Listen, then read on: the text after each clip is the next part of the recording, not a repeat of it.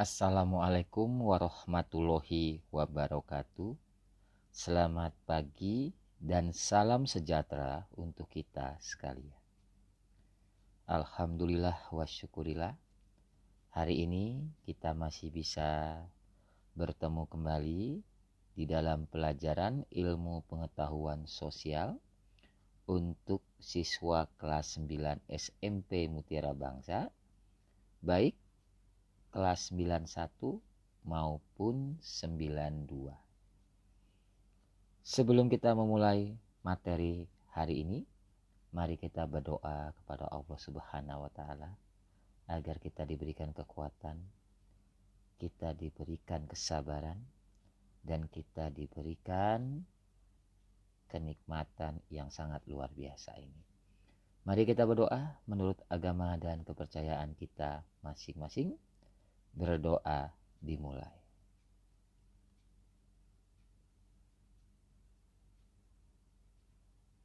Berdoa selesai.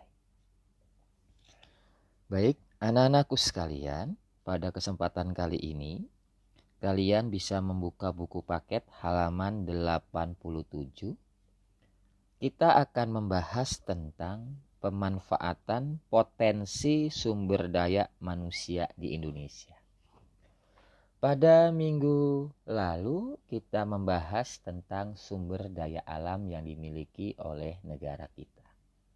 Kita review dulu sedikit bahwasannya sumber daya alam dan sumber daya manusia itu adalah dua faktor yang harus saling berkaitan.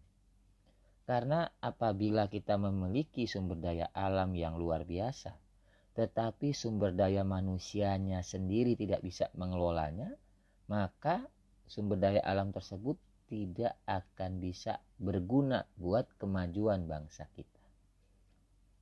Tapi sebaliknya, apabila sumber daya alam kita tidak baik atau tidak banyak, tetapi sumber daya manusianya berkualitas, maka negara tersebut bisa maju. Karena banyak sekali negara-negara di dunia ini yang tidak memiliki banyak sumber daya alam, tetapi SDM-nya berkualitas, maka negara tersebut menjadi negara yang maju. Nah, kalau kita membahas tentang SDM, apa itu SDM? Baik, sumber daya manusia itu diartikan manusia yang bekerja di lingkungan suatu organisasi atau disebut juga sebagai personil, tenaga kerja, pekerja, atau karyawan. Pengertian yang kedua, sumber daya manusia itu dikatakan potensi manusiawi sebagai penggerak organisasi dalam mewujudkan eksistensinya. Dan pengertian yang ketiga, potensi yang merupakan aset dan berfungsi sebagai modal, tapi non material atau non finansial. Jadi ini SDM ini adalah modal yang bukan berupa uang, itulah istilahnya. Di dalam organisasi bisnis yang dapat diwujudkan menjadi potensi nyata secara fisik dan non-fisik dalam mewujudkan eksistensinya organisasi. Kemudian, kalian sudah mengerti tentang arti daripada sumber daya manusia itu sendiri. Nah, sumber daya manusia itu menjadi modal yang sangat penting dalam segala aspek pembangunan. Jadi ingat, di dalam aspek pembangunan, sumber daya manusia itu menjadi sesuatu modal yang sangat penting di dalam pembangunan. Sumber daya alam yang melimpah tidak akan berguna tanpa adanya sumber daya manusia yang berkualitas. Seperti saya sampaikan di awal tadi. Jadi walaupun SDA-nya melimpah, tapi SDM-nya tidak punya kualitas, maka itu akan sia-sia. Beberapa negara maju di dunia hanya mengandalkan sumber daya manusia. sumber daya alam yang terbatas tidak menjadi penghalang bagi mereka untuk menjadi negara maju di dunia.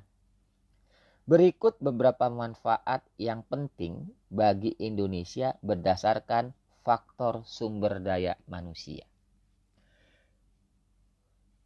Di Indonesia itu yang pertama kita membahas tentang jumlah penduduk. Indonesia memiliki jumlah penduduk yang sangat besar berdasarkan data CIA World Factbook tahun 2015. Jumlah penduduk Indonesia menempati urutan keempat di dunia. Ingat ya, Indonesia menempati urutan keempat di dunia setelah Cina, India, dan Amerika Serikat. Jumlah penduduk Indonesia mencapai lebih dari 255 juta jiwa. Jumlah penduduk yang besar sebenarnya dapat menguntungkan Indonesia, khususnya untuk proses industri. Misalnya sebagai tenaga kerja untuk mengolah dan mengelola sumber daya alam, sebagai sumber tenaga kerja bagi pembangunan, dan sebagai pasar bagi produk-produk yang dihasilkan oleh perusahaan atau industri. Dari keterangan ini, kita seharusnya bisa menjadikan ini sebagai motivasi. Banyak penduduk itu ada plus dan minusnya. Ada positif dan negatifnya. Positifnya di Indonesia ini banyak penduduk yang bisa dijadikan sebagai tenaga kerja di bidang industri, di bidang pertanian, di bidang pertambangan, di bidang kelautan. Tetapi yang jadi masalah, negatifnya semakin banyak saingan. Nah, oleh sebab itu kita harus bisa membekali diri kita dengan kemampuan, skill. Apalagi zaman sekarang zaman teknologi. Kalau kalian tidak menyadari itu, maka setelah nanti kalian lulus sekolah, lulus kuliah, mohon maaf, mau kerja itu bingung. Karena apa? Karena kita nggak punya kemampuan. Jadi kalau kita bicara SDM, ini bicara tentang kualitas daripada manusianya. Kalau kalian aja belajar udah males-malesan, kalian mohon maaf gak punya kemampuan, nanti mau kerja apa setelah lulus sekolah atau lulus kuliah? Karena sekolah ini adalah untuk bekal masa depan kalian, untuk membekali kemampuan kalian di masa yang akan datang. Bakalannya kalian akan dewasa nantinya. Gak jadi anak sekolahan terus. Jadi mulai dari sekarang itu yang males-males buang rasa malesnya. Mulai berpikir untuk masa depan. Karena jumlah penduduk kita ini banyak. Kalau kalian tidak bisa bersaing, misalnya satu perusahaan membutuhkan 5 orang tenaga kerja. Yang melamar 200. Berarti kalian harus bisa menyingkirkan saingan-saingan. Nah, disitulah yang dikatakan bekali diri kalian dengan kemampuan. Jadi belajar jangan males-malesan lagi. Karena belajar adalah untuk masa depan kalian. Jadi jumlah penduduk ini di Indonesia ini sangat besar. Kalau kamu nggak bisa bersaing ya mohon maaf. Akan jadi pengangguran selamanya. Kemudian kalau kita bicara tenaga kerja. Sebelum membahas lebih dalam mengenai manfaat dari SDM, kamu perlu mengetahui tentang tenaga kerja dan angkatan kerja sebagai faktor produksi tenaga kerja. Ingat ya, ada tenaga kerja dan ada angkatan kerja. Tenaga kerja atau disebut dengan bahasa manpower adalah penduduk dalam usia kerja yang siap melakukan pekerjaan. Antara lain mereka yang sudah bekerja, mereka yang sedang mencari pekerjaan, mereka yang bersekolah, dan mereka yang mengurus rumah tangga.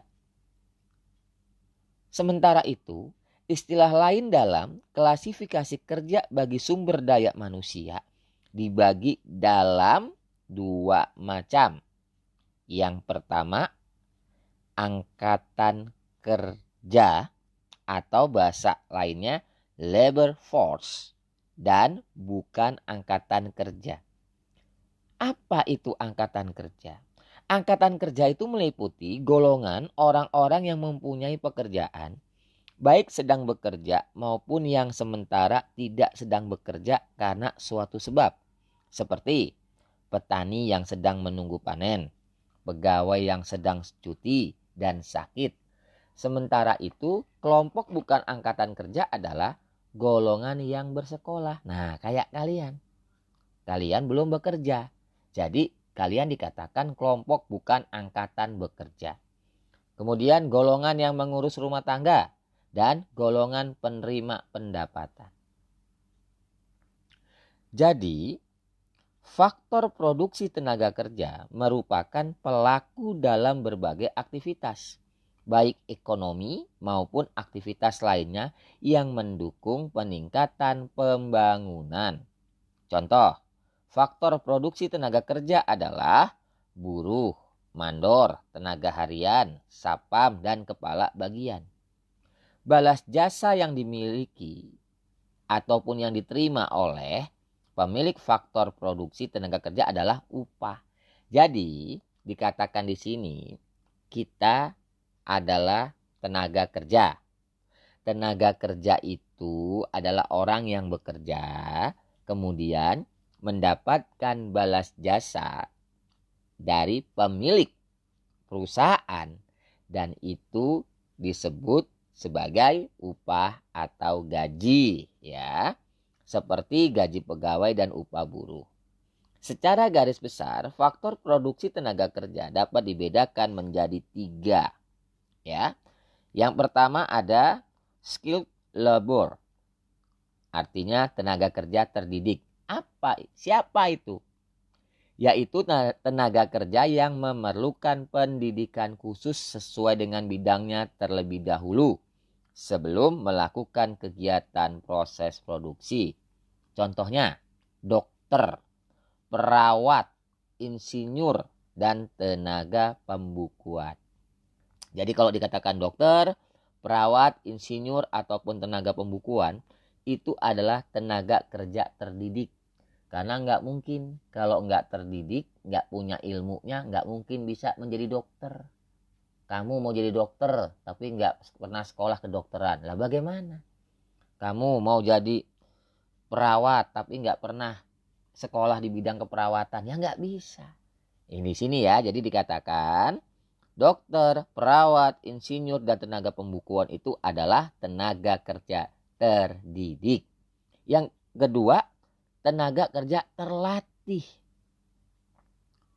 atau bahasa lainnya trained labor, yaitu tenaga kerja yang memerlukan latihan terlebih dahulu sebelum melakukan kegiatan proses produksi. Misalnya juru ketik, montir, sopir, pemahat, dan tukang ojek. Nah, jadi itu juga dikatakan sebagai tenaga kerja terlatih atau trained labor.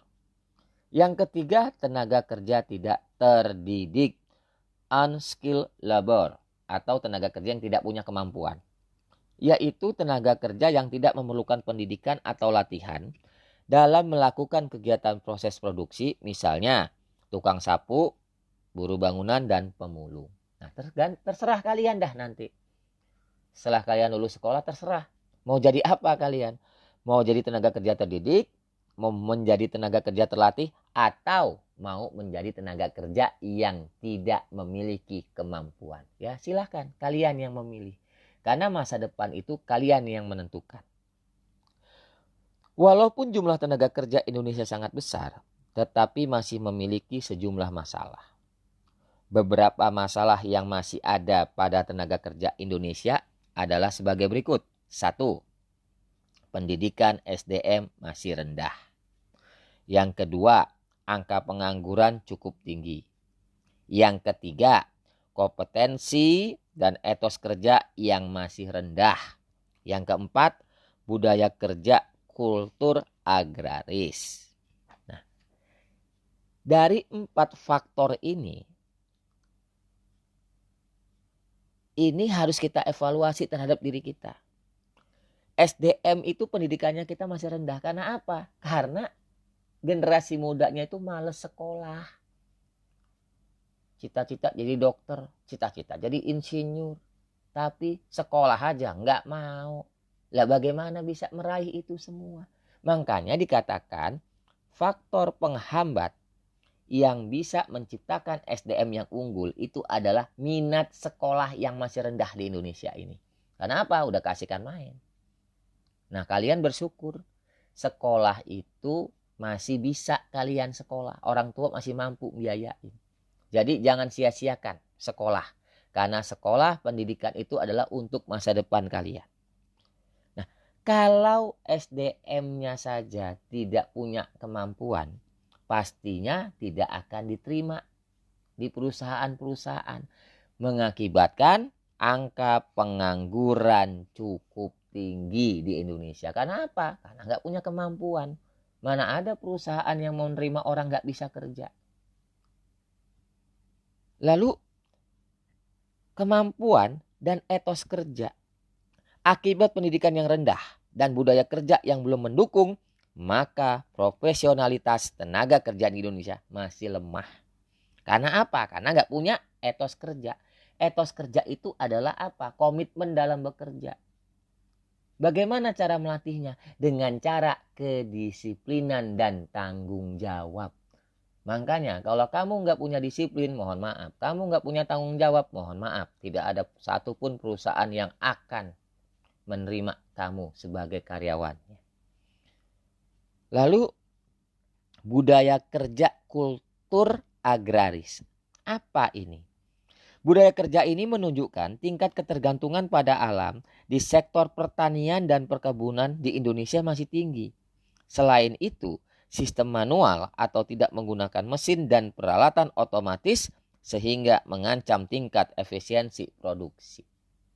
Teknologi di Indonesia masih kurang dalam bidang pertanian, dalam bidang agraris, dalam bidang kelautan. Oleh sebab itu Indonesia harus bisa lebih mengembangkan teknologinya. Nah, anak-anakku sekalian, kalau kita bicara SDM, kembali lagi kepada kemauan untuk belajar dan kemauan untuk mengembangkan diri kita. Jadi, saya berharap kepada kalian, tolong didiklah diri kalian dengan kemampuan, dengan kedisiplinan, dan dengan rasa tanggung jawab. Karena masa depan kalian itu kalian yang menentukan, bukan orang lain.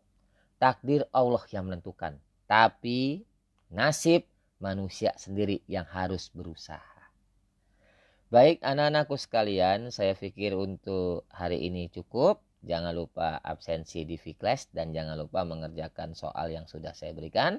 Tetap semangat, kita tetap optimis. Mudah-mudahan masa pandemi ini berakhir dan insya Allah kita bisa kembali secepatnya untuk melaksanakan kegiatan belajar secara tatap muka di sekolah kita. Terima kasih banyak atas perhatiannya. Tetap semangat, jangan pernah putus asa. Terima kasih. Assalamualaikum warahmatullahi wabarakatuh dan selamat pagi.